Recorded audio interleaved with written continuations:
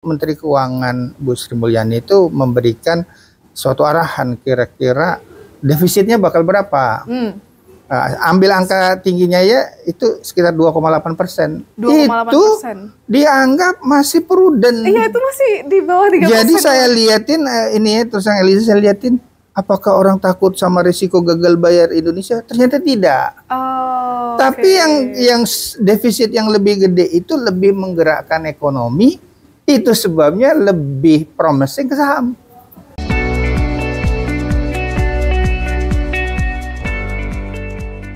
Selamat pagi Pak Budi. Semangat pagi Eliza. Pak Budi, ini udah lama banget ya kita nggak bikin podcast bareng. Hari ini terima kasih banyak Pak Budi udah menghampiri kita Always lagi. Always pleasure kalau sama Eliza. Terima kasih banyak. Pak Budi, hari ini kita mau ngobrol lagi soal market yang udah pasti ekspertisnya Pak Budi. Sebenarnya saya itu banyak terima pertanyaan dari nasabah, dari teman-teman sales yang ada di lapangan juga. Pertanyaannya tuh sebenarnya cukup menarik nih Pak. Pertama, kita kemarin udah pemilu ya kan di 14 Februari. Udah ditetapin juga nih, ketok palu nih siapa yang akan dilantik.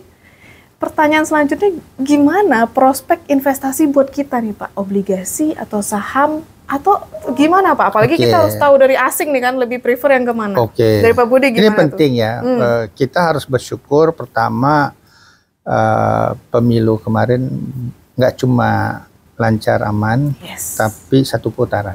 Itu. Karena bagi orang kalau lebih dari satu putaran tuh ada political uncertainty. Ya, banyak ketidakpastian ya Pak jadinya. Ya, jadi uncertainty itu menyebabkan orang wait and see, wait terus kan gitu. Terus nggak invest-invest ya Pak? Nggak invest gitu. Sementara kita memang terus kan mensosialisasikan penting banget investasi untuk cegah risiko tuir sebelum tajir. Mencegah risiko tuir sebelum tajir. Karena jadi kita harus punya cukup kaya, tajir gitu. Nah, sekarang memang dalam investasi itu banyak faktor. Political uncertainty itu berkurang, tapi apakah satu faktor fundamental, kemudian sentimen dan relatif Indonesia terhadap negara lain. Nah, yang menariknya itu justru orang itu istilahnya apa ya, recalculate bahasa itunya tuh menyesuaikan diri. Jadi mengantisipasi, market selalu bergerak based on expectation ya. Dan dilihat, nah ada sesuatu yang menarik di pemenang pemilu kayak gini Pak Prabowo Gibran itu yang sukses gitu, dan ini harus kita jelaskan tuh yang makan siang gratis. Nah itu benar Pak. Ya, makan siang gratis itu banyak hal yang kita perlu cermati, luruskan, dan kami juga di Bahana sedang mencari tahu, coba dekat ke sumber ya, yang dari pemenang itu bagaimana eksekusinya. Kalau soal makan siang gratis itu menarik, apakah itu berkaitan juga nanti mempengaruhi hasil pilkada, itu kelihatannya iya gitu. Nah kita bahas dulu ya. Jadi yang Indonesia selama ini 10 tahun terakhir itu dikenal sebagai negara yang sangat disiplin di pengelolaan fiskalnya. Maksudnya fiskalnya defisit itu, maksudnya disiplin itu adalah defisit fiskal kita, maksudnya belanja negara kita kan untuk menggerakkan ekonomi, bayar pegawai negeri, militer, kesehatan, pendidikan itu. Dibandingkan dengan penerimaan, terutama pajak, itu defisitnya, sehingga defisit itu nanti akan mempengaruhi volume hutang yang kita terbitkan. Itu kita relatif itu sangat disiplin dan dianggap seluruh dunia ini good boy kita. Jadi dihargai, walaupun belum di rating upgrade. Nah, itulah yang menyebabkan asing selama ini suka di SBN. Jadi selama ini sebelum era pemerintahan belum. Nah, ketika ini ups gitu, karena orang hitung-hitung nih kalau makan siang gratis, makannya tambah susu enggak gitu. Dan itu ternyata dihitung-hitung komponennya berapa, nggak cuma pembiayaannya, nanti defisitnya akan lebih besar sehingga volume hutang bertambah. Jadi orang itu ibaratnya tembak dulu sebelum mikir. Udah pada kabur gitu. Ada 2,1 billion US dollar. USD. Gede ya, itu juga yang turut melemahkan rupiah. Tapi kita bersyukur nih, kita 2 hari yang lalu Menteri Keuangan Bu Sri Mulyani itu memberikan suatu arahan kira-kira defisitnya bakal berapa. Ambil angka tingginya ya itu sekitar 2,8%. 2,8%. Itu dianggap masih prudent. Iya, itu masih di bawah 3%. Jadi saya liatin ini ya, terus yang Eliza saya liatin apakah orang takut sama risiko gagal bayar Indonesia? Ternyata tidak. Tapi yang defisit yang lebih gede itu lebih menggerakkan ekonomi. Itu sebabnya lebih promising ke saham. Oh, udah di spill ya Pak, ke saham justru. Ke saham. Jadi karena menggerakkan ekonomi, jadi waktu first quarter ya, triwulan pertama aja waktu angka GDP itu keluar dan gede, itu 5. Orang encouraging, lebih semangat. Nih, harusnya Indonesia itu defisit fiskalnya jangan pelit-pelit amat, gedein dikit lah buat ngerakin ekonomi gitu. Kemarin tuh orang lihat, iya positif gerakin ekonomi, dan terutama ketika ekonomi global juga kan lagi turun. Jadi menurut saya bagaimana mengkomunikasinya. Nah, yang saya dengar selama sementara ini adalah itu akan dilakukan bertahap. Program makan siang gratisnya. Ada istilahnya, ini penting karena saya pernah makan malam dengan Menteri Kesehatan. Ternyata saya juga tercerahkan. Bukan cuma Indonesia yang produktif, kompetitif, tapi waktu pandemi itu Indonesia yang sehat. Indonesia yang sehat justru. Jadi masyarakat Indonesia sehat, IQ-nya tinggi, nanti suatu saat lebih produktif.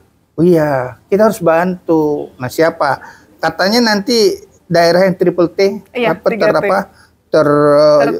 tertinggal, terjauh, itu dulu nanti secara inilah dibuat secara bertahap. Berarti 3T duluan yang dapat program makan siang gratis. Nanti kan ada nanti lainnya. Apa aja ininya ya, daerah-daerah mana. Menurut saya yang paling penting komunikasi kan. Jadi investor tuh butuh lebih banyak kejelasan lah. Iya, supaya nasabah-nasabah kita pun jadi tahu arahnya ini akan kemana. Jadi so far so good lah ya. Ditambah lagi nanti kita harus lihat faktor global. Apakah kalau harga komoditi kita naik, itu pengalaman di 2001 waktu harga batu bara naik itu bursa kita secara keseluruhan kan cuan.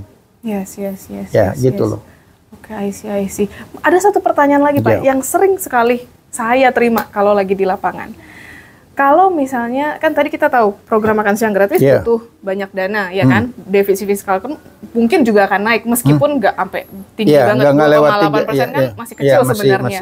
Tapi yang jadi concern adalah nanti dari mana sumber dananya? Apakah mungkin ada kenaikan pajak lagi, atau penerbitan surat utang aja jadinya? Nah, ya kalau defisit itu kan sudah gabungan ya. Jadi kan defisit itu satu sisi pengeluaran, kemudian pendapatan dari pajak. Berapa defisitnya itu berarti hutangnya. Nah, tapi ada suatu saat sebetulnya yang harus kita pikirkan jernih. Kalau Indonesia mau lebih baik, jadi sebetulnya kita coba lihat sehebat apapun Bu Sri Mulyani, katakanlah mengendalikan fiskal ya gitu, disiplin, tapi rating kita tuh belum bisa naik. Karena di mata investor asing, ini agak serius bicaranya ya. Negara-negara yang peringkatnya 1 notch di atas kita kan triple B ya, gitu. Triple B plus kalau kita naik peringkat itu nanti ongkos berutang kita bisa turun karena risiko gagal bayar kita lebih rendah. Umumnya mereka itu punya istilahnya tax ratio, penerimaan pajak dibagi GDP itu rata-rata 19%. Kita itu baru 10. Kalau kita bergerak pelan-pelan menunjukkan komitmen, orang juga kan nggak suka terlalu pajaknya, mungkin masalah keadilan, masalah juga penggunaan dana pajak gitu. Tapi kalau itu dibawa ke gradual dan ada kredibilitas gitu, win-win. Itu maksudnya kan kita harus sadar bahwa jangan sampai cuma ngeluh aja. Pemerintah nerbitin utang kita marah. Tapi kan kita di dunia investasi itu kekeliruan lebih parah kalau kita tidak memanfaatkan surat utang negara sebagai sarana investasi. Gitu loh. Betul kan? Gitu. Nah, tapi juga kita coba lihat bahwa kalau nanti bergerak suku bunga naik, beban utang berat. Sekarang aja udah berat sebetulnya. Jadi pembayaran bunga negara, utang negara ya, dibagi pajak itu sekitar 26% kalau nggak salah gitu loh. Jadi di satu sisi itu ada upaya supaya bunga utang kupon istilahnya turun. Nah kalau ini dibawa ke strategi investasi, yang ada sekarang tuh barang bagus. Nanti suatu saat pemerintah tuh nurunin kok. Di berbagai negara, coba aja di Singapura, di Malaysia, di Thailand. itu paling kuponnya cuma 2% gitu. Kita kok sampai 6% gitu loh. Ya ini dibuka pencerahan ya, jadi ke para pemirsa MSIG ini gimana sih cara bacanya supaya cuan gitu loh. Oke, menarik ya Pak ini ya. Jadi satu, ternyata kalau ke depannya kita lihat lebih ke arah saham ya. Tadi, ya, saham karena defisit lebih gede dan manageable ya. Itu kita tinggal menunggu banyak hal ya. Kalau misalnya sekarang kan tren masih super dolar kan, mata uang kita melemah dan lain-lain. Negara lain juga, Thailand lebih parah dari kita ya. Gitu. Kalau nanti asing melihat rupiah menarik, mereka akan masuk kembali. Jadi yang benar tuh kita masuk dulu sebelum asing masuk. Nah itu dia, ente jual aneh beli, aneh jual, ente beli aneh jual. Iya benar. Soalnya banyaknya kontrarian. Iya benar. Karena banyaknya orang udah masuk pas lagi tinggi. Iya, makanya kita harus gunakan acuan untuk cuan. Acuan untuk cuan. Nah, jadi kalau misalnya asing keluar, bond yield 10 tahun kita itu naik, artinya harganya turun, misalnya ke 7,2, artinya 7,2 itu selama 10 tahun yang beli SBN kita dengan kredit risk zero itu dapat cuan 7,2%. Tentunya harus dikurangi pajak kan gitu. Nah itu bagus. Acuan untuk cuan tuh menghindari kita nggak baperan investasi gitu. Kalau misalnya nanti turun, wah ini lebih rendah dari deposito, itu kemahalan ya gitu. Baiklah, ini tercerahkan ya kita. Acuan untuk cuan supaya investasi tanpa baperan. Gitu. Boleh diulang Pak tadi yang terakhir tuh, acuan untuk cuan tanpa supaya kita bisa investasi tanpa baper. Supaya investasi tanpa baper. Baper itu yang bikin, oh ini kayaknya masih bisa naik lagi, oh ini kayaknya khawatir akan turun, gitu.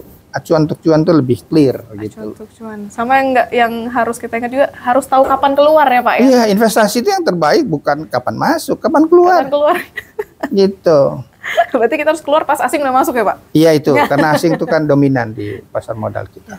Yes. Thank you banyak Pak Budi sharing berharganya hari ini. Kita jadi tercerahkan ya teman-teman, Bapak Ibu nasabah yang di rumah juga pasti tercerahkan di sharing hari ini. Kita akan ketemu lagi di episode selanjutnya, dan Bapak Ibu nasabah kami yang tercinta juga dapat memeriksa atau mengecek ya kondisi ataupun kinerja dari portofolio Bapak Ibu di Vega. Ya, see you Bapak Ibu, stay investing. Dadah.